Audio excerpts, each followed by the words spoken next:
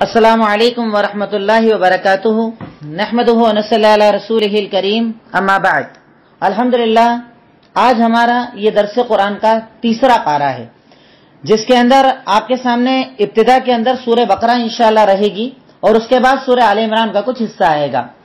اللہ رب العالمین نے سورت کی ابتدا کے اندر کچھ انبیاء کرام کا تذکرہ کیا، انبیاء کرام کا ذکر کیا، ان کے ناموں کا ذکر کیا۔ اس کے بعد اللہ رب العالمین آیت نمبر 244 کے اندر ارشاد فرماتا ہے یا ایھا الذین آمنوا انفقوا مما رزقناکم من قبل ان یاتی یوم لا بیع فیہ ولا خلہ ولا شفاعہ والکافرون هم الظالمون۔ اللہ تعالی ہم مومنوں کو یہ حکم دے رہا ہے کہ اے مومنوں تم اللہ کے راستے میں خرچ کرنا شروع کر دو اس دن کے آنے سے پہلے کہ جس دن یعنی قیامت کا دن اگر وہ دن آ جائے گا تو اس دن کوئی تجارت کام نہیں آئے گی، کوئی دوستی کام نہیں آئے گی، کوئی سفارش یا سورس کام نہیں آئے گا۔ والکافرون هم الظالمون، اور جو ظلم کرنے والے ہیں کافر جو ہیں یقیناً وہ ظالم ہیں، جو اس کا انکار کرنے والے ہیں یقیناً وہ ظالم ہیں اور اللہ رب العالمین ان لوگوں کو پسند نہیں فرماتا، اللہ رب العالمین ان لوگوں کو پسند نہیں فرماتا۔ تو اللہ تعالیٰ ارشاد فرماتا ہے کہ اے لوگوں تم اللہ کے راستے میں خرچ کرو اس دن کے آنے سے پہلے کہ جب وہ دن آ جائے گا تو کچھ بھی کام نہیں آئے گا، مطلب ابھی زندہ ہو، ابھی طاقت ہے، ابھی اللہ رب العالمین نے تمہیں اتنا نوازا ہے کہ تم اللہ کے راستے میں خرچ کر سکتے ہو تو اپنی موجودگی میں خرچ کرو، کیونکہ بعد میں تم خرچ کرنا چاہو گے پر تمہارا خرچ تمہارے کام نہیں آئے گا، وہ خرچ تمہارے کام نہیں آئے گا، اس خرچ سے تمہیں کوئی فائدہ ملنے والا نہیں ہے۔ اس کے بعد اللہ رب العالمین نے ایک بہت عظیم آیت جسے آیت الکرسی کہا جاتا ہے 255 جو توحید کی سب سے بڑی آیت ہے، جس میں توحید کا تذکرہ ہے، جس میں اللہ رب العالمین کا تذکرہ ہے۔ اللہ تعالیٰ ارشاد فرماتا ہے اللہ تعالیٰ وہی ہے، وہ ایک ہے، اللہ لا الہ الا ہوا الحی القیوم، اللہ تعالیٰ حی ہے، اللہ تعالیٰ زندہ ہے اور ہمیشہ زندہ رہنے والا ہے، اللہ تعالیٰ کو کبھی موت آنے والی نہیں، وہ قیوم ہے، وہ ہمیشہ باقی رہنے والا ہے اور اسے نہ نیند آتی ہے نہ اونگ آتی ہے۔ آپ دیکھیں جیسے اگر آپ کسی معبود کی عبادت کرتے ہیں، کسی کو اپنا معبود مانتے ہیں، اگر اسے نیند آ جائے تو وہ اپنے بندوں سے غافل ہو جائے گا، بندوں کو دیکھ نہیں پائے گا، پر اللہ رب العالمین کہتا ہے کہ تمہارا جو رب ہے، تمہارا جو خالق ہے، اسے نیند نہیں آتی، اسے اونگ نہیں آتی، اس اللہ رب العالمین کو نہ نیند آتی ہے نہ اونگ آتی ہے، یعنی وہ کبھی بھی اپنے بندوں سے دور نہیں ہوتا ہے، ہمیشہ اپنے بندوں سے کنیکٹڈ ہوتا ہے، ہمیشہ اپنے بندوں کو جانتا ہے۔ اور اللہ تعالیٰ وہ ہے کہ جو آسمان اور زمین کا مالک ہے، اس کے پاس کوئی سفارش نہیں کر سکتا سوائے اس کے جسے وہ اجازت دے دے، یعنی اس کے سامنے کسی کی بولنے کی طاقت نہ ہوگی، وہ بولے گا جس سے اللہ رب العالمین بولنے کی اجازت دے گا۔ اس کے علم نے ساری کائنات کا احاطہ کر رکھا ہے، وہ ہر چیز کا جاننے والا ہے، وہ ہر چیز کا خالق، ہر چیز کا مالک ہے۔ اللہ رب العالمین نے یہ آیت الکرسی اگر آپ گھر کے اندر پڑھیں گے، اس کے ترجمے کو پڑھیں گے تو انشاءاللہ بہت ساری چیزیں آپ کے سامنے کلیئر ہوں گی۔ اس کے اندر توحید کی دلیلیں ہیں، اس کے اندر اللہ تعالیٰ کی ایک ہونے کی دلیلیں ہیں، اس میں اللہ تعالیٰ کی طاقت اور قدرتوں کا ذکر کیا گیا ہے۔ اس کے بعد اللہ تعالیٰ لا اکراہ فی الدین، دین کے اندر کوئی زبردستی نہیں ہے۔ قد تبین الرشد من الغی، اللہ تعالیٰ نے ہدایت کو واضح کر دیا ہے اور جو ہدایت کے خلاف چیزیں اسے بھی واضح کر دیا، یعنی کوئی زبردستی نہیں ہے، آپ چاہیں تو ایکسپٹ کریں چاہے تو نہ ایکسپٹ کریں۔ جیسے اسلام پر ایک الزام لگایا جاتا ہے کہ اسلام زبردستی پھیلا، اسلام تلوار کے زور پر پھیلا، اللہ تعالیٰ اس آیت کے اندر آیت نمبر 256 کے اندر ارشاد فرماتا ہے کہ دین کے اندر کوئی زبردستی ہے ہی نہیں، دین میں کوئی زبردستی نہیں ہے۔ اللہ رب العالمین نے ہر چیز کو واضح کر دیا ہے، اللہ رب العالمین نے ہر چیز کو کھول کر بیان کر دیا ہے کہ دین میں کوئی زبردستی نہیں ہے، دین کھلا ہوا ہے، دین واضح ہے، اس کے اندر کسی کو زبردستی اللہ تعالیٰ نے نہیں کی ہے، جو چاہے اختیار کرے، جو نہ چاہے نہ اختیار کرے، کوئی زبردستی اللہ رب العالمین کی طرف سے دین کے اندر نہیں ہے۔ اس کے آگے اللہ رب العالمین حضرت ابراہیم علیہ السلام کا تذکرہ کرتا ہے، آیت نمبر 258 اللہ تعالیٰ ارشاد فرماتا ہے کہ کیا تم نہیں جانتے اس شخص کے بارے میں جس نے حضرت ابراہیم علیہ السلام سے بحث کی تھی۔ آپ جانتے ہیں، اگر آپ نے حضرت ابراہیم کا واقعہ سنا ہوگا، یہ آگے اگر ڈیٹیل آئے گی تو میں آپ کو اور زیادہ بتاؤں گا انشاءاللہ، کہ حضرت ابراہیم علیہ السلام کو جب آگ میں ڈالا گیا اور آگ سے اللہ نے انہیں بچا لیا، آگ کو ٹھنڈا کر دیا، تو اس دور کے بادشاہ نے انہیں بلایا کہ بتاؤ میں تم سے ملاقات کرنا چاہتا ہوں، مناظرہ کرنا چاہتا ہوں۔ اس نے بلایا، حضرت ابراہیم علیہ السلام اس کے سامنے گئے۔ حضرت ابراہیم علیہ السلام نے جب اسے جا کر دیکھا، جب اللہ رب العالمین کے حکم سے اس سے بات چیت شروع کی، تو اس نے جب دیکھا، آپ نے دیکھ لیا تھا کہ یہ آدمی جاہل ہے۔ کیسے جاہل ہے؟ اس نے کیا کیا کہ تمہارا رب کون ہے؟ کہا حضرت ابراہیم نے کہا کہ میرا رب وہ ہے جو مارتا اور زندگی دیتا ہے. اس نے کیا کیا؟ ایک آدمی باہر گھوم رہا تھا، اسے لایا اور مار دیا. اور ایک آدمی جسے موت کی سزا دی جانے والی تھی، جسے موت کی سزا ملنے والی تھی، اسے زندہ چھوڑ دیا. اور کیا کہا؟ دیکھو میں بھی مار سکتا ہوں، میں بھی زندہ کر سکتا ہوں. حضرت ابراہیم نے دیکھا کہ جاہل ہے. میں کہہ رہا ہوں کہ اللہ پیدا کرنے والا ہے، وہ پیدا کر سکتا ہے اور مار سکتا ہے، اور یہ مجھے جہالت دکھا رہا ہے. تو انہوں نے ڈیبیٹ نہیں کیا، انہوں نے بحث نہیں کیا. اس سے پتا چلتا ہے کہ ایک مومن کو اگر یہ سامنے نظر آ جائے کہ جو مجھ سے بات کرنے والا وہ سمجھدار نہیں ہے، وہ سیکھنا نہیں چاہتا، صرف بحث کرنا چاہتا ہے، تو ایسے لوگوں پر اپنا وقت ضائع نہیں کرنا چاہیے. ایسے لوگوں پر اپنا وقت ضائع نہیں کرنا چاہیے. ان کے سامنے ایک دو بات کرو اور آگے بڑھ جاؤ. جیسے حضرت ابراہیم نے جب دیکھا کہ جاہل آدمی، بات کرنے کا تمیز نہیں ہے، اسے سمجھ میں ہی نہیں آ رہا ہے کہ میں کیا بتا رہا ہوں، تو حضرت ابراہیم کو اللہ تعالیٰ نے کیا بتایا؟ تم اس سے کیا کہو کہ میرا اللہ سورج کو اس سمت سے نکالتا ہے اور اس سمت کے اندر ڈباتا ہے. اگر تو اللہ ہے نا تو الٹا کر کے دکھا دے، یعنی تو سورج کو ادھر سے نکال دے اور ادھر کی طرف ڈبا دے، اگر تیری طاقت ہے تو. خاموش ہو گیا کافر، جواب نہ دے پایا. کیوں؟ کیونکہ اللہ تعالیٰ نے ایک دلیل حضرت ابراہیم کو دی اور اس دلیل کی بنیاد پر اللہ رب العالمین نے اس شخص کو خاموش کر دیا. اللہ رب العالمین یہاں پر حضرت ابراہیم علیہ السلام کا تذکرہ کرتا ہے، حضرت ابراہیم علیہ السلام کی زندگی کا تذکرہ کرتا ہے. اس کے بعد اللہ تعالیٰ نے سورہ بقرہ کی آیت نمبر تقریباً 260 سے لے کر بعد والی آیتوں میں اللہ رب العالمین نے خرچ کرنے کا ذکر کیا ہے، اللہ کے راستے میں عطا کرنے کا ذکر کیا ہے، اللہ کے راستے میں دینے کا ذکر کیا ہے. اور آج کے دور کے اندر یہ آیت یقیناً ہمارے لیے بہت کام کی ہے، بہت زیادہ سوچنے والی ہے. آیت نمبر 262 اللہ تعالیٰ ارشاد فرماتا ہے الذين ينفقون اموالهم في سبيل الله ثم لا يتبعون ما انفقوا منا ولا عطا. پہلی آیت میں اللہ تعالیٰ کہتا ہے آیت نمبر 261 کے اندر کہ یقیناً ان لوگوں کی مثال جو اللہ کے راستے میں خرچ کرتے ہیں ایک دانے کی طرح ہے. جیسے آپ نے 1 روپیہ اللہ کے راستے میں دیا، وہ ایک دانہ ہے، آپ نے زمین پہ لگایا.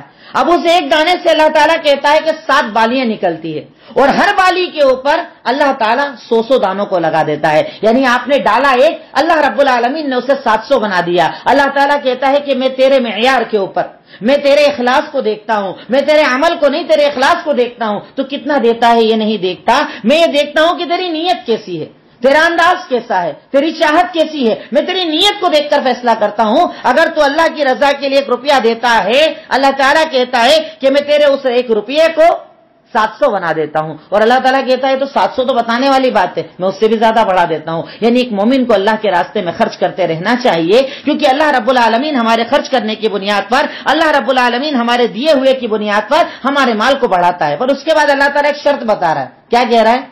کہ وہ لوگ جو اللہ کے راستے میں خرچ کرتے ہیں اور خرچ کرنے کے بعد احسان نہیں جتاتے، کسی کو تکلیف نہیں دیتے، ان کا ہی صدقہ اللہ قبول کرتا ہے. کئی بار ہوتا ہے نا، ہم لوگ دیتے ہیں تو دینے کے بعد احسان بھی جتاتے ہیں، ہم نے تو تیری مدد کی تھی، ہم نے تو تجھے دیا تھا، ہم نے تو تیرا یہ کیا، تو آج ہمارے ساتھ یہ کر رہا ہے. اللہ تعالیٰ کہتا ہے کہ اللہ تعالیٰ ایسے بندوں کو پسند نہیں کرتا جو کرنے کے بعد احسان جتائیں.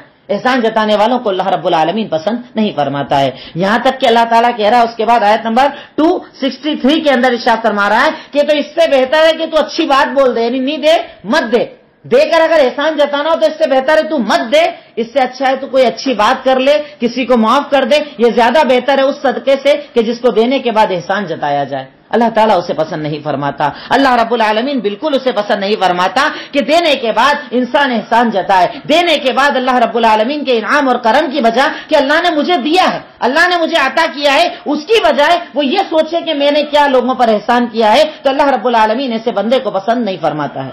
اس کے بعد اللہ تعالیٰ ارشاد فرماتا ہے کہ اے لوگوں، اپنے صدقات کو احسان جتا کر برباد مت کرو. اللہ تعالیٰ ایسے لوگوں کو پسند نہیں کرتا جو صدقہ و خیرات تو کرتے ہیں پر اس کے بعد احسان جتاتے ہیں. اللہ تعالیٰ ایسے لوگوں کو پسند نہیں فرماتا. اس کے بعد اللہ تعالیٰ خرچ کرنے کا ہی کنٹینیو ذکر کرتا ہے کہ اللہ کے راستے میں دو، اللہ کے راستے میں عطا کرو. اس کے بعد آیت نمبر 268 کے اندر اللہ کہتا ہے کہ جب تم خرچ کرتے ہو نا، اندر شیطان آتا ہے اور شیطان آ کر کیا کہتا ہے؟ ارے تو خرچ کرے گا تیرا مال کم ہو جائے گا، ارے تو خرچ کرے گا تیرا نقصان ہو جائے گا، خرچ مت کر، خرچ کرنے سے تو مال ختم ہو جائے گا. اللہ تعالیٰ کہتا ہے یہ شیطان ہے. یعیدکم الفقر، تمہیں فقیری کا وعدہ کرتا ہے، وَيَأْمُرُكُمْ بِالْفَحْشَاءِ، اور تمہیں فحاشی اور برائی کا حکم دیتا ہے. پر اللہ تعالیٰ تم سے مغفرت کا وعدہ کرتا ہے اور فضل کا وعدہ کرتا ہے، اور یقیناً اللہ رب العالمین بہت زیادہ دینے والا اور علم والا ہے. یعنی تم خرچ کرو، تم یہ مت سوچو کہ میرے دینے سے مال کم ہو جائے گا، تم یہ مت سوچو کہ میرے دینے سے نقصان ہو جائے گا. اللہ تعالیٰ ہی عطا کرنے والا، اللہ تعالیٰ ہی دینے والا ہے. اس شیطان کی طرف مت دیکھو، یہ شیطان تمہیں گمراہ کر رہا ہے، یہ شیطان تمہیں برباد کر رہا ہے، یہ شیطان جو تمہیں بتاتا نا کنجوسی ڈالتا ہے، مت دو گے تو نقصان ہو جائے گا، تم اللہ کے راستے میں عطا کرو، تم اللہ تعالیٰ کے راستے میں دو، کیونکہ اللہ تعالیٰ دینے والوں کو پسند فرماتا ہے۔ اس کے بعد اللہ تعالیٰ نے خرچ کا ذکر کرنے کے بعد ارشاد فرمایا ان تبدوا الصدقات فنعما ہی۔ اب جیسے ہم خرچ کرتے ہیں تو خرچ کرنے کے بھی الگ الگ طریقے ہوتے ہیں۔ کبھی آپ اللہ رب العالمین کے راستے میں دیجئے اور دینے کے بعد احسان مت جتائیے، یعنی کرنے کے بعد جیسے دو طریقے کے صدقات ہوتے ہیں، ایک آپ دیں دکھا کر دیں، کبھی کبھی اس کی ضرورت ہوتی ہے کہ جیسے آپ سماج میں ایک اچھی پہچان رکھتے ہیں، ایک اچھا رتبہ رکھتے ہیں، آپ کے دینے کی وجہ سے اگر لوگ انسپائر ہو کر دینے والے بن جائیں گے تو ایسی حالت کے اندر آپ کو دکھا کر صدقہ دینا چاہیے، پر کبھی کبھی چھپا کر بھی دینا چاہیے، یعنی چھپا کر بھی دو دکھا کر بھی دو، مصلحت کو دیکھتے ہوئے۔ پر اگر دکھانے کا مقصد دنیا کو دکھانا ہو تو ایسے صدقے کو اللہ تعالیٰ پسند نہیں کرتا، پر ضرورت پڑنے پر کبھی کبھار صدقے کو دکھا کر بھی دیا جا سکتا ہے، اسے غلط نہیں بول سکتے آپ، اسے خراب نہیں بول سکتے آپ، اللہ کے راستے میں دیا جا سکتا ہے۔ اس کے بعد اللہ تعالیٰ نے یہاں پر آج کے حالات کے مطابق آیت نمبر 274 ایک بہت عظیم بات ہمیں بتائی ہے کہ اللہ کے راستے میں دیا کن کو جائے، اللہ کے راستے میں عطا کن کو کیا جائے۔ اللہ تعالیٰ ارشاد فرماتا ہے کچھ لوگ ایسے ہوتے ہیں جو تم سے مانگتے نہیں ہیں، تعفف ان کے پاس ہوتا ہے، شرماتے ہیں مانگنے کے اندر، چپکتے نہیں ہیں۔ جیسے ایک تو ہوتے ہیں مانگنے والے کہ بالکل چپک جاتے ہیں، مانگتے ہیں دینا ہی پڑے گا، نہیں دو گے تو بڑے ناراضگی ہو جاتی ہے، بہت زیادہ پریشان کرتے ہیں۔ پر کچھ لوگ ایسے ہوتے ہیں جو بولتے نہیں ہیں، شرماتے ہیں، سامنے نہیں آتے ہیں، ایسے لوگوں کو ڈھونڈ کر دینا چاہیے، عطا کرنا چاہیے۔ ابھی جو آپ کے سامنے حالات چل رہے ہیں نا، آپ نے سنا ہوگا کبھی کسی کے بارے میں میڈیم کلاس فیملیز ہیں پر پریشان ہیں، اتنے پریشان ہیں کہ وہ کسی سے مانگ بھی نہیں پا رہے ہیں، ایسے لوگوں کو ڈھونڈیے، انہیں دیجیے، کیونکہ اللہ تعالیٰ ایسے صدقات کو زیادہ پسند فرماتا ہے کہ جن میں آدمی تلاش کرے اور ڈھونڈے ایسے لوگوں کو جو آپ سے ڈائریکٹ مانگ نہیں رہے۔ اس کے بعد اللہ رب العالمین سود کا تذکرہ کرتا ہے جس پر ہماری پوری زندگی چل رہی ہے، ہمارے میں اکثر کی زندگی چل رہی ہے، کاروبار اسی پہ، بینک بیلنس اسی پر، گھر بار اسی پر، سب اسی پر چل رہا ہے، کلیئر لفظوں کے اندر۔ آپ مانے نہ مانے بھائی، آج ہمارے کئی مسلمان کہتے ہیں کہ نہیں سود اگر چھوڑ دیں گے تو یہ نقصان ہو جائے گا، وہ نقصان ہو جائے گا۔ اللہ تعالیٰ کا دیکھیے کوئی حکم کبھی غلط نہیں ہوتا، اللہ تعالیٰ جو حکم دیتا ہے نا کبھی غلط ہو ہی نہیں سکتا۔ آج اگر آپ سرچ کر کے دیکھیں، کئی لوگوں نے نیٹ کے اوپر ان کی ریسرچ موجود ہے، ان لوگوں نے کہا کہ آج یہ ٹھیک ہے ابھی تو لاک ڈاؤن ہوا، اس سے پہلے دنیا کے اندر جو کاروبار کی تنگی چل رہی ہے اس کی بنیادی وجہ انٹرسٹ کا کاروبار ہے۔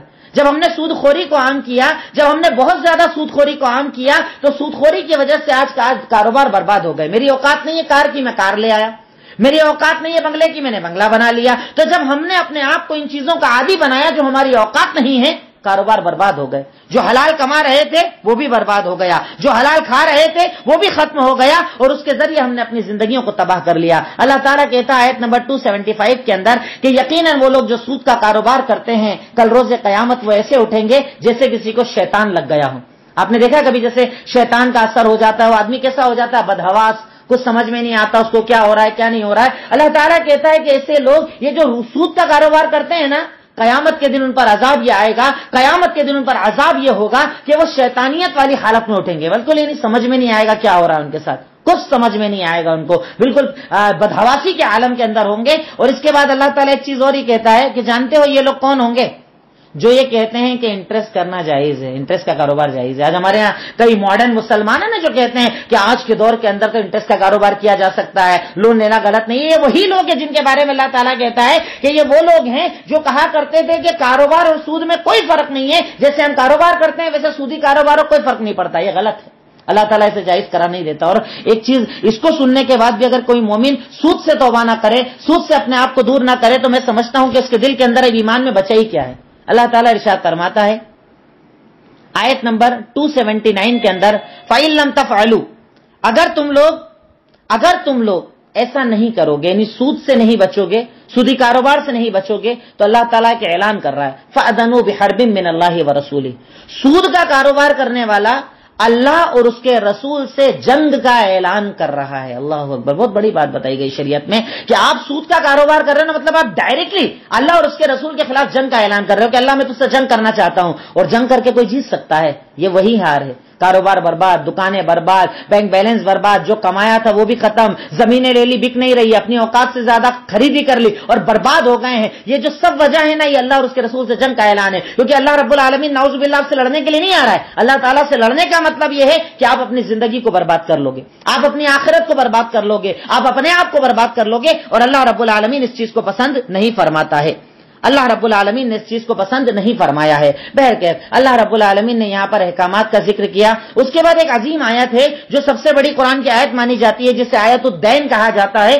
آیت نمبر 283, جسے آیت الدین کہا جاتا ہے. جیسے آج ہمارے یہاں لوگ کرتے ہیں نا, لینا دینا کرتے ہیں, کوئی انٹری نہیں, کوئی لکھا پڑھی نہیں, کچھ پتا نہیں, باپ نے کیا بیٹوں کو پتا نہیں, بیٹوں نے کیا باپ کو پتا نہیں. اللہ تعالیٰ کہتا ہے دیکھیے ہمیں قرآن میں یہ احکامات بتائے گئے ہیں جو آج تجارت کے اصول ہیں, جو بزنس کے اصول ہیں. اللہ رب العالمین نے آج سے 1450 سال پہلے ہمیں قرآن کے اندر بتا رکھے ہیں. کیا ارشاد فرما رہا اللہ رب العالمین کہ یا ایھا الذین آمنوا اذا تداینتم بدین, اے وہ لوگوں جو ایمان لائے ہو, اگر تمہیں کبھی کسی سے قرضہ لینا پڑے نا تو لکھا کرو.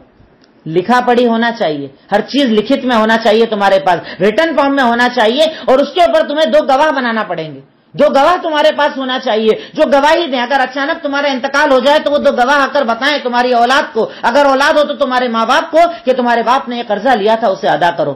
کیونکہ آپ جانتے ہیں قرضہ اتنی بڑی چیز ہے, ہم قرضے کو تو کچھ سمجھتے ہی نہیں ہے. قرضہ لیا کھا جاؤ کوئی ٹینشن نہیں, قرضہ لے لو فون مت اٹھاؤ کوئی ٹینشن نہیں. آپ جانتے ہیں اس بنیاد پر عذاب قبر ہوتا ہے. اللہ کے نبی نے ارشاد فرمایا کہ یہاں تک کہ اگر کوئی آدمی شہید ہو کر بھی آ جائے نا, اللہ اس کے سارے گناہ معاف کر دے گا, پر قرضہ معاف نہیں کرے گا. قرض ایک الگ ٹاپک ہے, کبھی بات رہی تو میں اس پر بات کروں گا. بہرکیف اللہ رب العالمین نے یہاں پر قرض کا ذکر کیا, قرض سے بچنے کا ذکر کیا, اور ہمیں یہ حکم دیا کہ ہم لوگ قرض کی اہمیت کو سمجھیں, اگر لیں تو لکھیں, گواہ بنائیں, گواہ ہماری طرف سے ادا کروائے گا. آپ جانتے ہیں نا انتقال بھی جب کسی کا ہوتا ہے تو اللہ کے نبی صلی اللہ علیہ وسلم کا یہ طریقہ تھا کہ انتقال کے وقت جنازے پر نماز کے پہلے آپ سوال کرتے تھے کہ اس پر کوئی قرضہ ہے, پوچھا جاتا, بتایا جاتا ہاں ہے, کہا کون ادا کرے گا. اگر گھر والے ذمہ داری لے لیتے تو ٹھیک, اور اگر کہا جاتا کوئی ذمہ دار بھی نہیں ہے لینے والا, اللہ کے نبی اس کی نماز جنازہ نہیں پڑھتے تھے. اتنا بڑا گناہ ہے یہ قرض کہ ایک مومن کو اس قرض کے بارے میں بہت زیادہ سوچنا چاہیے. اس کے بعد اللہ رب العالمین نے آیت نمبر 284 کے اندر اپنی قدرت کا ذکر کیا اور ہم مومنوں کو ڈرایا ہے. ارشاد فرمایا للہ ما فی السماوات والارض, اللہ رب العالمین وہ ہے کہ جس کی قدرت آسمانوں میں بھی ہے اور زمینوں میں, یعنی آسمان میں جو بھی ہے, جو بھی ہر چیز اللہ کی قدرت ہے, زمینوں میں جو بھی ہے سب کا مالک اللہ رب العالمین ہے. اور ہمیں اللہ تعالیٰ اس کے بعد ڈرا رہا ہے, جو حکم دے رہا ہے. آج ہماری زندگی ہے نا, ہم لوگ کئی بار عمل کرنے میں یہ نہیں سوچتے کہ اللہ تعالیٰ کو پتا ہوگا نہیں پتا ہوگا. ہم لوگ ایسا لگتا ہے ہمارے اعمال سے چھپ کے کرتے ہیں تو ہم کو ڈر ہی نہیں لگتا. کیوں؟ کیونکہ ہمیں لگتا ہے اللہ تعالیٰ نہیں جانتا, اللہ نہیں دیکھتا. اللہ تعالیٰ کہتا ہے وَإِن تُبْدُوا مَا فِي أَنفُسِكُمْ أَوْ تُخْفُوهُ يُحَاسِبْكُم بِهِ اللَّهُ, اگر تم اپنے دل کے اندر کوئی چیز چھپا بھی لو یا دکھا بھی دو, اللہ سب کا حساب لے گا. اللہ کے سامنے کچھ بھی چھپا ہوا نہیں ہے, اللہ تعالیٰ سب جانتا ہے. اللہ ہر چیز کا حساب لے گا. اللہ رب العالمین ہر چیز کا حساب لینے والا ہے, اور اگر چاہے گا تو معاف کرے گا, چاہے گا تو عذاب دے گا. وہ ہر چیز پر قدرت رکھنے والا ہے. یعنی ایک مومن کو اپنے باہر جو دکھا کر کیے جاتے ہیں اعمال ان سے بھی ڈرنا چاہیے, جو چھپا کر کرتا ہے انسان اس سے بھی ڈرنا چاہیے, ہر گناہ سے ڈرنا چاہیے, ہر خطا سے ڈرنا چاہیے, ہر لفظ سے ڈرنا چاہیے, کیونکہ اللہ رب العالمین اسے پسند نہیں فرماتا ہے.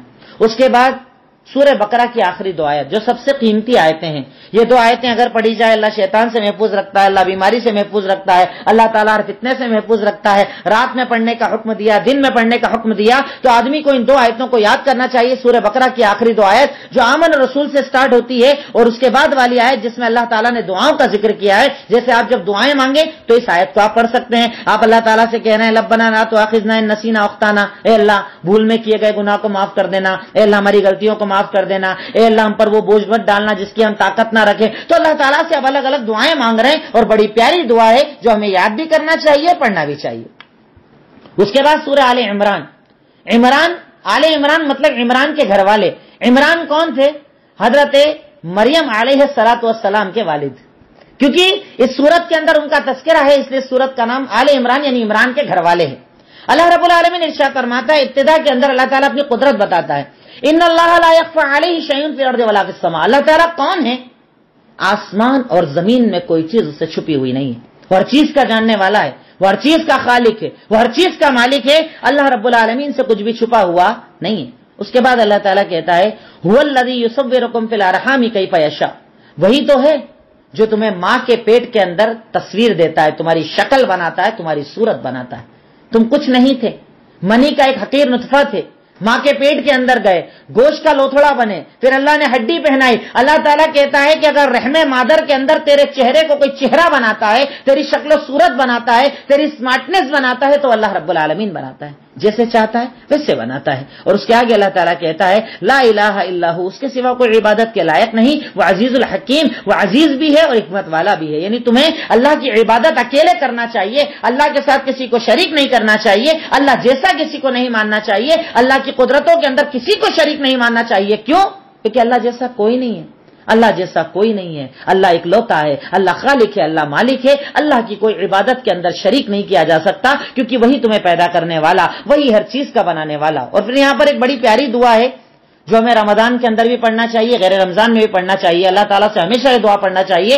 آیت نمبر 8 سورہ آل عمران، اللہ تعالیٰ نے ارشاد فرمایا ربنا لا تزغ قلوبنا بعد اذ هديتنا وهب لنا من لدنك رحمة انك انت الوهاب. اے اللہ ہمارے دلوں کو بھٹکنے سے بچا جبکہ ہم ہدایت پر ہیں، یعنی اسلام پر ہے نا. تو ایسا مت سوچو کہ بھائی میں مسلمان ہو گیا مطلب بات ختم، اب گمراہ نہیں ہو سکتا. شیطان تمہارے ساتھ لگا ہے، کبھی بھی تمہیں بھٹکا سکتا ہے، راستے سے ہٹا سکتا ہے، غلط راستے پر لے جا سکتا ہے. تو تم اللہ رب العالمین سے یہ دعا مانگا کرو اے اللہ میرے دل کو بھٹکنے سے بچا جبکہ اب میں ہدایت پر ہوں، اور اپنی طرف سے مجھے رحمتیں عطا کر، اپنی طرف سے مجھے رحمتیں دے، کیونکہ تو ہے دینے والا، عطا کرنے والا. یعنی اللہ تعالیٰ سے ایک بندے کو دعا مانگنا چاہیے ہدایت کے لیے بھی، کہ اسلام پر ہوں تو ایسا نہیں کہ ہمیشگی کا معاملہ ہے، جب تک اللہ چاہے گا میں رہوں، ورنہ میں بھٹک بھی سکتا ہوں. تو میں اللہ سے دعا مانگوں کہ اللہ تو مجھے ہدایت کا راستہ دکھا اور ہر قسم کی گمراہی سے بچا، ہر قسم کے فتنے سے بچا. یہ دعا ایک مومن کو اللہ رب العالمین سے مانگنا چاہیے. اس کے بعد اللہ رب العالمین یہاں پر ہمیں دنیا کی زینتوں کا ذکر کرتا ہے. وہ زینت جس میں ہم لگے ہوئے تھے نا ابھی لاک ڈاؤن کے پہلے تک، لاک ڈاؤن کے بعد تو کافی کچھ عقل آ گئی ہے، پتہ چل گیا ہے دنیا کی کوئی اوقات اور حیثیت نہیں ہے، بینک بیلنس کی کوئی اوقات اور حیثیت نہیں ہے، اسٹیٹس رتبے کی کوئی اوقات اور حیثیت نہیں ہے، یہ سب فنا ہونے والا اور ختم ہونے والا ہے. ابھی سمجھ میں آیا، پر اللہ کہہ رہا ہے اس سے پہلے تجھے سمجھنا تھا اور آگے بھی. ٹھیک ہے ابھی تو پریشان ہے، تو بہت زیادہ تیرے اندر دین آیا ہوا ہے، پر 20-25 دن گزریں گے اور تو واپس ویسا ہو جائے گا. پر ایسا مت ہونا. اللہ تعالیٰ کہتا ہے یہ آیت ہمیں یقیناً سمجھنا چاہیے. سورہ آل عمران آیت نمبر 14 اللہ تعالیٰ کا فرمان یقیناً زین للناس حب الشہوات من النساء والبنین، انسان کے لیے مزین کیا گیا ہے دنیا کے اندر بیوی، بچے، مال کا انبار اور ڈھیر، بینک بیلنس جو وہ جمع کرتا ہے، چوپائے، جانور، کھیتیاں، گھوڑے، جو بھی نعمتیں اللہ تعالیٰ تجھے دیتا ہے نا، اللہ تعالیٰ کہتا ہے یہ سب مزین کی گئی چیزیں، یعنی یہ تجھے اچھی لگتی ہے پر اچھی تب تک ہے جب تک تجھے دین پر باقی رکھے. اگر یہ تجھے دین سے ہٹائے، اگر تجھے دین سے گمراہ کرے، اگر اللہ سے دور کرے، اگر دین سے دور کرے، تو یہ ساری چیزیں بیکار ہے. اور اس کے آگے اللہ تعالیٰ کہہ رہا ہے کہ یہ تو دنیا کا سامان ہے. کتنے دن کی ہے دنیا؟ کتنے دن تجھے دنیا میں رہنا ہے؟ تیرا مال کیا تجھے موت سے بچا سکتا ہے؟ کیا تیری دولت تجھے موت سے بچا سکتی ہے؟ قبر کے اندر تجھے اکیلے جانا ہے. تیرے ماں باپ تیرے ساتھ نہیں، تیرے بھائی بہن تیرے ساتھ نہیں، تیرے بیوی بچے تیرے ساتھ نہیں، تیرا مال، تیری دولت، تیرا بنگلہ، بینک بیلنس کچھ بھی تیرے ساتھ نہیں. یہاں تک کہ تیرے کپڑے بھی تجھ سے چھین لیے جائیں گے، برہنہ کر کے کفن اڑا کر تجھے قبر کے اندر ڈال دیا جائے گا، اور وہ بھی سونے کی قبر نہیں ہوگی، مٹی کی قبر ہو گئی. اللہ تعالیٰ کہتا ہے یہی دنیا ہے، یہ دنیا کی سچائی ہے. اور اس کے آگے اللہ تعالیٰ کہتا ہے کہ ٹھیک ہے اس کا مطلب یہ نہیں کہ دنیا مت کماؤ، محنت کرو، دنیا کماؤ، سب کچھ کرو، پر دنیا وہ جو تمہیں آخرت سے دور نہ کر دے، دنیا وہ جو تمہیں اللہ سے دور نہ کر دے. اگر وہ دنیا ہے تو انشاءاللہ تمہاری آخرت بھی سدھرے گی اور دنیا بھی سدھرے گی. اس کے آگے اللہ تعالیٰ کہتا ہے قل اعنبئکم بخیر من ذلک، یہ تو ہوئی دنیا. اللہ تعالیٰ یہ کمپیئر کر رہا ہے، دو چیزوں کے بارے میں کمپیریزن کر کے بتا رہا ہے. ایک تو ہوئی دنیا کہ جس کی یہ سب خرابیاں ہیں، اب اللہ تعالیٰ کہتا ہے اس کے مقابلے میں آخرت ہے. اللہ تعالیٰ اگر جنت دے دے گا نا، ہمیشگی کی جنت ہے، اس کے نیچے نہریں بہ رہی ہوں گی، اس میں بہترین بیویاں ہوں گی، اللہ تعالیٰ کی رضامندی ہوں گی، اور اللہ تعالیٰ اپنے بندوں کو بہت زیادہ جاننے والا ہے. اللہ تعالیٰ علم والا ہے. اگر ایک مرتبہ فیصلہ ہو گیا جنت کا تو اللہ چھینے گا نہیں، ایک مرتبہ جہنم مل گیا تو اللہ بچائے گا نہیں. وہاں نعمتیں ہیں، وہاں آن ڈیمانڈ تجھے ہر چیز دی جائے گی، اس چیز کے قریب جا. اور خاص طور پر اس رمضان میں تو اللہ سے بہت زیادہ جنت کی طلب مانگو، اللہ تعالیٰ سے جنت کے لیے دعائیں مانگو، مغفرت کی دعا مانگو، توبہ کرو، استغفار کرو، گناہوں کی معافی مانگو، قبر کے عذاب سے حفاظت مانگو، کیونکہ وہ ایسا منظر ہے کہ جس کو آپ برداشت نہیں کر پاؤ گے اگر آپ کے اعمال اچھے نہ ہوں. اس کے بعد اللہ رب العالمین نے کچھ دعاؤں کا تذکرہ کیا. اہل کتاب کا تذکرہ کیا. اہل کتاب کے تذکرے کے بعد اب جو میں آیت آپ کے سامنے رکھ رہا ہوں سورہ آل عمران آیت نمبر 26، اس کی ضرورت آپ کو ابھی بھی ہے اور آنے والے دور میں بھی پڑے گی. آپ چاروں طرف دیکھ رہے ہو نا ایک عجیب سا ماحول بنایا جا رہا ہے، ہندو مسلم کے خلاف دھرم کے نام پر، مذہب کے نام پر لڑایا جا رہا ہے، نفرتیں بہت زیادہ ڈالی جا رہی ہیں نا. اس دور میں کبھی اگر آپ کو اندر سے ڈر لگتا ہے نا کہ میرے کاروبار کا کیا ہوگا، میرے رتبے کا کیا ہوگا، آگے کیا ہوگی زندگی، آگے میں کیسے جیوں گا، کیسے میرے معاملات ہوں گے، اس آیت کو اپنے دماغ کے اندر بالکل فٹ کر کے رکھ لو، دل کے اندر بالکل یاد کر کے رکھ لو، تو انشاءاللہ یہ آیت آپ کو زندگی جینا سکھا دے گی. کیا فرمایا اللہ تعالیٰ نے؟ قل اللہم مالک الملک. سب سے پہلی چیز، ان ساری بادشاہتوں کے اوپر اگر کوئی بادشاہ ہے تو اللہ رب العالمین ہے، وہی مالک ہے، وہی خالق ہے. یہ ساری دنیا اسی کی، یہ ساری کائنات اسی کی، یہ سارے انسان اسی کے، سب کچھ اسی کا ہے. اور اس کے آگے اللہ تعالیٰ کہتا ہے تؤتی الملک من تشاء، جسے چاہتا ہے بادشاہت دیتا ہے اور جس سے چاہتا ہے چھین لیتا ہے. آج ہم لوگ دیکھتے ہیں نا اپنے یہاں پر سیاست کبھی کسی کے ہاتھ میں، کبھی کوئی اوپر کبھی کوئی نیچے. اللہ تعالیٰ کہتا ہے یہ سب دینا لینا میرا سسٹم ہے، میری اجازت کے بنا کچھ نہیں ہوتا ہے. تو پھر ڈریں کس بات سے؟ خوف کس کا؟ بندوں کا جن کی خود کی اوقات نہیں، جن کی خود کی زندگی نہیں، جو اپنی زندگی کی گارنٹی نہیں رکھتے، ہم ان سے ڈریں گے؟ ارے ہم اس سے ڈریں گے جو ساری کائنات کا مالک ہے، مالک الملک، ہر چیز کا بادشاہ اللہ رب العالمین. اور اس کے بعد جو یاد رکھنے والی چیز ہے وہ یہ کہ اللہ تعالیٰ ارشاد فرماتا ہے وَتُعِزُّ مَن تَشَاءُ وَتُذِلُّ مَن تَشَاءُ.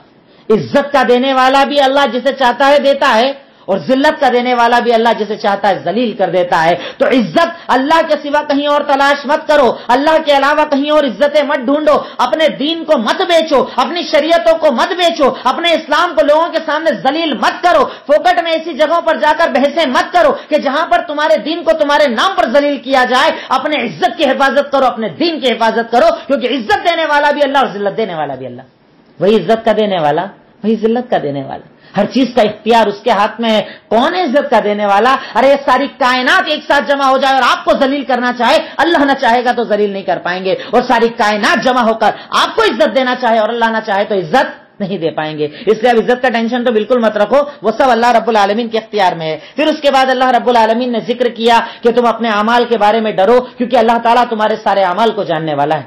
اس کے بعد اللہ رب العالمین نے تذکرہ کیا قل ان کنتم تحبون اللہ فاتبعونی یحببکم اللہ یغفر لکم ذنوبکم. اللہ تعالیٰ ارشاد فرماتا ہے آیت نمبر 31 کے اندر 31 کے اندر کہ اگر تم چاہتے ہو نا کہ اللہ تم سے محبت کرے، اللہ کے نبی کی پیروی کرو، اللہ کے نبی کو اپنی زندگی بنا لو، ان کے اعمال، ان کی زندگی، ان کی سیرت، ان کی اچھائی، ان کی باتیں، ہر چیز کو اپنی زندگی بنا لو. اگر تم اللہ کے نبی کی فرما برداری کرو گے تو اللہ تم سے محبت کرے گا. ہم کتنی فرما برداری کرتے ہیں ہمارے نبی کی؟ ہم نے کتنی مرتبہ ان کی زندگیوں کو پڑھا، ہم نے کتنی مرتبہ ان کی سیرت کو اپنایا، ہم نے کتنا ان کے بارے میں سوچا. جب انہوں نے کہا حلال ہم نے مانا، جب انہوں نے کہا حرام ہم نے مانا. ہم نے تو اپنے دل کو دیکھا، اپنے خاندان کو دیکھا، اپنے اسٹیٹس اور رتبے کو دیکھا. میرا اسٹیٹس ہے، مجھے اتنی بڑی شادی تو کرنا پڑے گی، مجھے ڈی جے تو لگانا پڑے گا، مجھے حرام کاریاں تو کرنا پڑے گی. میں نے ہمیشہ دنیا کو دیکھا. اور اللہ کہہ رہا ہے تو اللہ سے محبت کرنا چاہتا ہے نا کہ اللہ تجھ سے محبت کرے تو تجھے نبی کی زندگی سے محبت کرنا ہوگی. اور محبت کا مطلب عمل کرنا ہوگا، ان کی زندگی پر عمل کرنا ہوگا. انہوں نے جو بتا دیا اس کو ماننا پڑے گا، تب اللہ تجھ سے محبت کرے گا. اور اس کے آگے ارشاد فرمایا قل اطیعوا اللہ والرسول کہ تم لوگ اللہ اور اس کے رسول کی اطاعت کرو. اگر تم ایسا نہیں کرو گے تو اللہ تعالیٰ کافروں کو پسند نہیں کرتا. یعنی اللہ کی نظر میں ایسے لوگ کافر ہوتے ہیں جو اللہ رب العالمین کے دین پر عمل نہ کریں. اب اس کے بعد بڑے مختصر انداز میں اللہ رب العالمین نے یہاں پر حضرت عیسیٰ، حضرت مریم، حضرت زکریا کا تذکرہ کیا. مختصر میں آپ کو بتا دوں کہ عمران جو حضرت مریم کے والد صاحب تھے، وہ اور ان کی بیوی جب پریگننٹ ہوئی تو انہوں نے ایک نیت کی تھی کہ اللہ تعالیٰ جو بھی پیدا ہوگا نا، مطلب ان کا مقصد تھا لڑکا پیدا ہوگا تو میں اس کو تیرے دین پر لگا دوں گا، یعنی تیرے گھر کی خدمت کے لیے لگا دوں گا، تیرے گھر کی وہ خدمت کرے گا. اور اس وقت ان کے سگے خالو حضرت زکریا علیہ السلام بھی موجود تھے، وہ ان کے خالو جی تھے حضرت مریم کے، وہ بھی موجود تھے. تو نیت مانی، نیت کی حضرت عمران جو تھے انہوں نے نیت کی، ان کی بیوی نے نیت کی کہ جو ہمارے پاس پیدا ہوگا ہم اللہ کے راستے میں دے دیں گے. اب جب پیدا ہوئی تو لڑکی، کہا مریم پیدا ہوئی ہے، اب لڑکی کو تو دے نہیں سکتے، کیسے دیں گے؟ تو کہا نہیں، اگر نیت کی ہے، اگر ارادہ کیا ہے، نظر مانی ہے تو اب لڑکی کو بھی دے دو. تو انہوں نے کس کو دیں؟ تو تو سامنے نبی موجود حضرت زکریا، کہا ان کو دے دیتے ہیں، یہ سنبھالیں گے، اچھا سکھائیں گے اور اس کے ذریعے گھر کی خدمت کرے گی، دین کی خدمت کرے گی، اللہ کے گھر کی خدمت کرے گی. ٹھیک ہے صاحب، حضرت مریم کو دے دیا. اب حضرت زکریا کی کوئی اولاد نہیں تھی اور بہت بزرگ ہو چکے تھے، پر انہوں نے حضرت مریم کو جب دیکھا تو کیا دیکھا کہ جب مریم کے پاس جاتے اس کے پاس ایسے فروٹ ہوتے جو وہاں موجود ہی نہیں تھے. عجیب عجیب فروٹ، عجیب عجیب نعمتیں اللہ رب العالمین کی طرف سے حضرت مریم کے پاس رکھی ہوئی ہوتی. حضرت زکریا نے دیکھا تو بولا یہ کہاں سے آئی؟ تو کہا یہ اللہ تعالیٰ نے دی. اللہ تعالیٰ کی طرف سے ان پر نعمتیں نازل ہوا کرتی تھی. اب جب یہ دیکھا تو حضرت زکریا نے اس عمر کے اندر کہ چلیے میں بزرگ ہوں، میری بیوی بانجھ ہو چکی ہے، لیکن وہ اللہ تعالیٰ جو فروٹ دے سکتا ہے اس وقت جب موجود نہیں ہے تو وہ اولاد بھی دے سکتا ہے. اب اللہ سے دعا مانگی کہ اللہ تعالیٰ مجھے بھی ایک اولاد دینا، اللہ تعالیٰ مجھے بھی اولاد چاہیے. اچھا ٹھیک ہے اولاد چاہیے تو اس کے لیے نشانی کیا، میں کیا کروں؟ کہا تو 3 دن تک اس سے بات چیت مت کرنا. اور اللہ تعالیٰ نے ان کو بشارت دی کہ تیرے یہاں یحییٰ ہونے والا ہے. یحییٰ کی بشارت. حضرت یحییٰ علیہ السلام بھی ایک نبی تھے. حضرت زکریا کے یہاں یحییٰ ہوئے. ادھر حضرت مریم جیسے ہی بڑی ہوئی ان کو فرشتے نے آ کر کہا کہ تمہارے یہاں اولاد ہونے والی. وہ بالکل چونک گئی کہ میرا کوئی شوہر نہیں، کسی آدمی سے میں ملی نہیں، میں پاکیزہ ہوں، میں نے اپنے آپ کی حفاظت کی ہے، یہ میرے پاس اولاد کیسے ہوگی؟ تو کہا یہ اللہ کا حکم ہے، بنا باپ کے حضرت عیسیٰ کو پیدا کیا جائے گا. باپ نہیں ہے، حضرت عیسیٰ کو پیدا کیا جائے گا. یہ ایک اللہ تعالیٰ کا معجزہ تھا اور بڑا امتحان تھا حضرت مریم کا، حضرت عیسیٰ علیہ السلام کا. اب یہ جب پیٹ سے ہوتی ہیں چاروں طرف باتیں شروع ہو جاتی ہے، کیا ہوا، کیسے ہوا، یہ الزام لگائے جاتے ہیں اس نے یہ کیا ہوگا، غلط کام کیا ہوگا، کیسے اولاد ہو سکتی ہے. پر جب حضرت عیسیٰ علیہ السلام پیدا ہوئے، وہ بچے جس عمر کے اندر بچہ بولتا نہیں ہے، ایسے 3 لوگ جو بولے تھے اپنے بچپن کے اندر پیدا ہوتے ہی بولے تھے، ان میں حضرت عیسیٰ علیہ السلام ہے کہ حضرت مریم سے جب سوال کیا گیا کہ یہ اولاد کہاں سے آئی تو انہوں نے کہا اس سے پوچھ لو نا. تو حضرت عیسیٰ نے بولا کہ میں عبداللہ، میں اللہ کا بندہ ہوں، میں اللہ کا نبی ہوں، اللہ تعالیٰ نے مجھے دنیا کے اندر بھیجا ہے. جب یہ باتیں بولی تب ان لوگوں نے اس کو ایکسپٹ کیا. اب حضرت عیسیٰ جب بڑے ہوئے تو اللہ تعالیٰ نے حضرت عیسیٰ علیہ السلام کو کچھ معجزات دیے تھے. کیا معجزہ؟ مٹی سے چڑیاں بناتے، پھونک مارتے، اللہ کے حکم سے وہ زندہ ہو جاتی.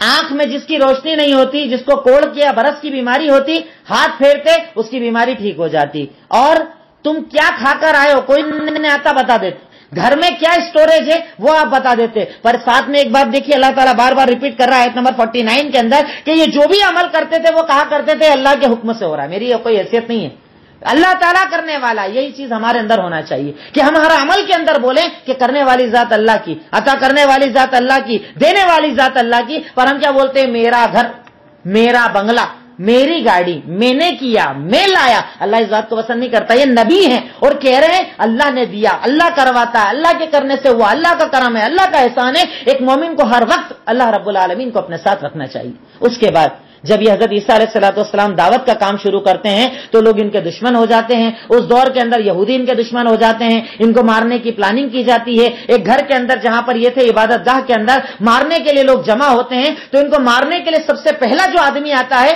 اللہ تعالیٰ اس کا چہرہ حضرت عیسیٰ کا بنا دیتا ہے اور حضرت عیسیٰ کو زندہ اللہ نے اٹھا لیا اور قیامت کے قریب ان کو دوبارہ اس دنیا کے اندر مبعوث کیا جائے گا، دوبارہ نازل کیا جائے گا. یہ مختصر میں حضرت عیسیٰ علیہ السلام کا واقعہ جو اللہ رب العالمین نے اس پارے کے اندر ذکر کیا. اور اس کے بعد اللہ تعالیٰ کہتا ہے ان ھذا لہو القصص. آپ ایک چیز پر اگر غور کرتے ہو کہ یہ قصے اللہ نے قرآن میں کیوں بتائے، یہ دلیل تھے کہ اللہ کے نبی سچے رسول ہیں، کیونکہ اس دور کے اندر مین جن پر دعوت دینا تھی یہود اور نصارہ. آپ نے کہا یہ ساری ڈیٹیل تمہاری جانتا، اب میں بتا رہا ہوں، مطلب اللہ نے مجھے بتایا. یہ دلیل ہے میرے سچے نبی ہونے کی کہ میں تمہیں باریک باریک ڈیٹیل بتا رہا ہوں کہ نبی کون، کیسے آئے، کیا ہوا کیا نہیں ہوا، سب رہا ہوں، مطلب تم مجھے سچا مانو.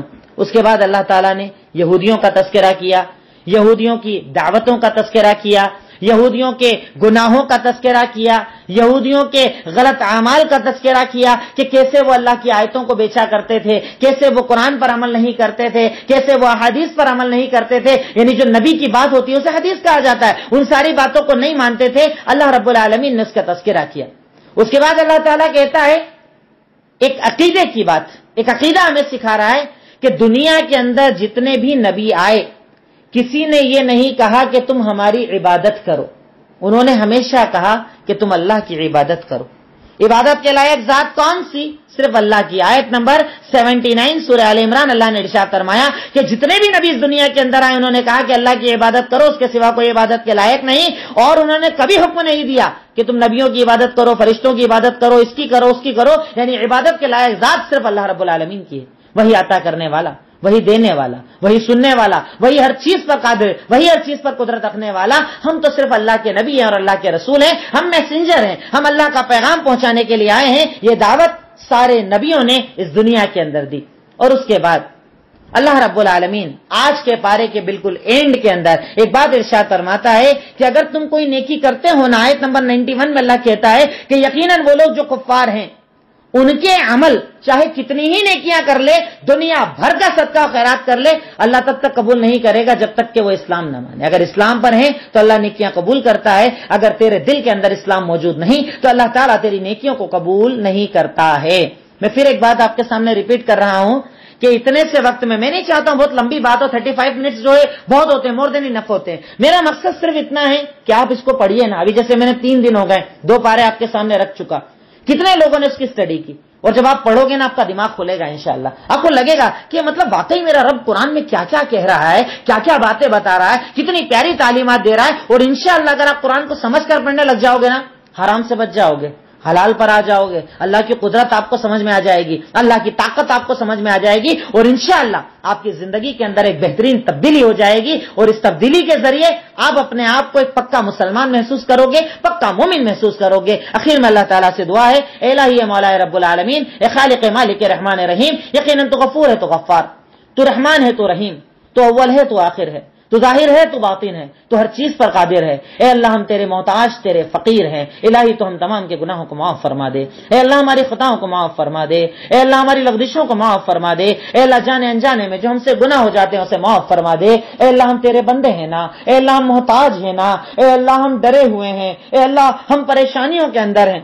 اے اللہ کئی تیری امت بھوکی ہے، اے اللہ لوگ پریشانیوں کے اندر ہیں، اگر تو مدد نہ کرے گا تو مدد کون کرے گا. اے اللہ اس مصیبتوں کا خاتمہ فرما دے. اے اللہ اس بیماری کا خاتمہ فرما دے. اے اللہ دوبارہ امن قائم فرما دے. اے اللہ عذاب قبر و عذاب جہنم سے نجات دے دے. اے اللہ جو قرضوں میں ڈوبے ہیں قرض کی ادائیگی کی راہیں کھول دے. اللہ حلال کاروبار میں خوب برکت عطا فرما دے. اے اللہ ہماری دعاؤں کو قبول فرما لے. اللہم صلی علی محمد وعلی آل محمد کما صلیت علی ابراہیم وعلی آل ابراہیم انک حمید مجید.